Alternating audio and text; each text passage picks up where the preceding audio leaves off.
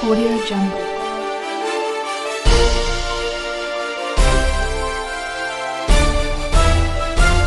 Audio Jungle.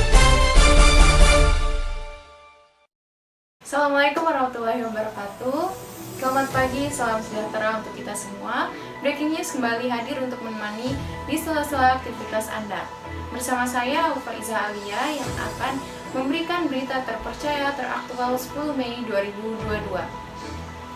Saat ini penyakit tidak menular atau PTM di Indonesia seperti stroke, hipertensi, dan diabetes mendominasi 10 penyakit penyebab kematian di Indonesia dengan persentase yang semakin meningkat setiap tahunnya.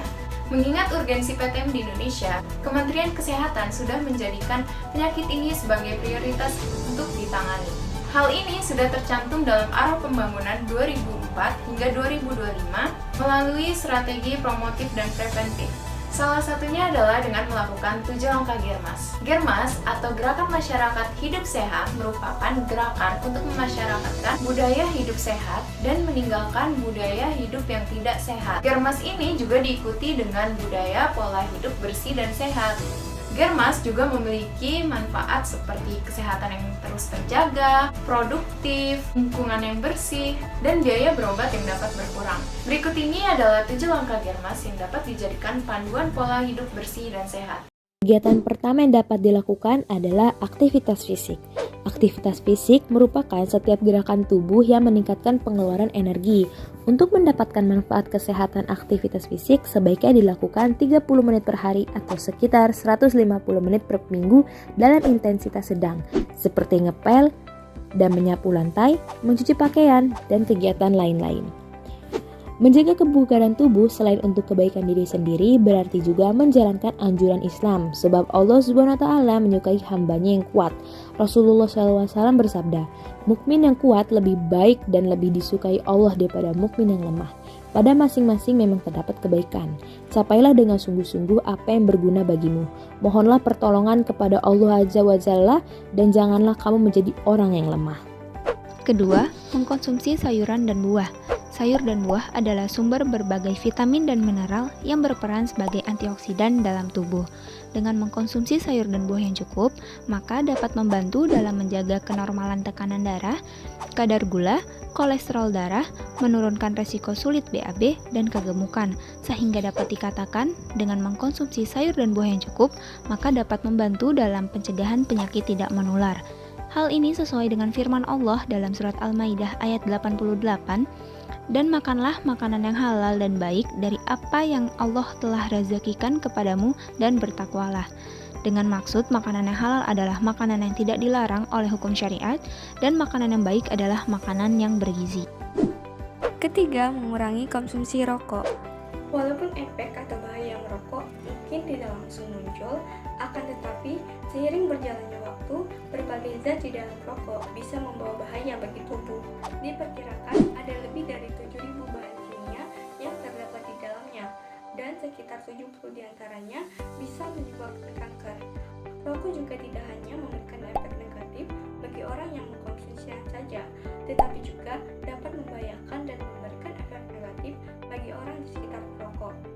Dalam firman Allah Subhanahu wa Ta'ala dalam Al-Quran surat Al-Baqarah ayat 195 bahwa merokok dapat menyerumuskan ke dalam kebinasaan, yaitu merusak seluruh sistem tubuh seperti menyebabkan penyakit kanker, penyakit pernapasan, penyakit jantung, dan lain-lain. Dari alasan ini sangat jelas bahwa merokok itu terlarang dan haram dalam Islam. Keempat, tidak mengkonsumsi minuman beralkohol. Banyak informasi yang beredar mengenai manfaat alkohol bagi kesehatan karena dapat menurunkan risiko beberapa penyakit tertentu. Kendati demikian, masih lebih besar dampak atau bahaya alkohol bagi kesehatan dibandingkan manfaatnya. Bahaya alkohol bagi kesehatan sangat beragam, mulai dari masalah gangguan kejiwaan hingga berbagai kerusakan organ internal tubuh seperti hati, jantung, pankreas, dan sistem pencernaan. Dalam ajaran Islam, kita sudah diajarkan untuk tidak meminum khamar, sebagaimana yang sudah dijelaskan dalam Al-Quran Surat Al-Ma'idah ayat 90. Wahai orang-orang yang beriman, sesungguhnya meminum khamar, berjudi, dan berkurban untuk berhala, dan mengundi anak panah adalah perbuatan keji, dan termasuk perbuatan syaitan.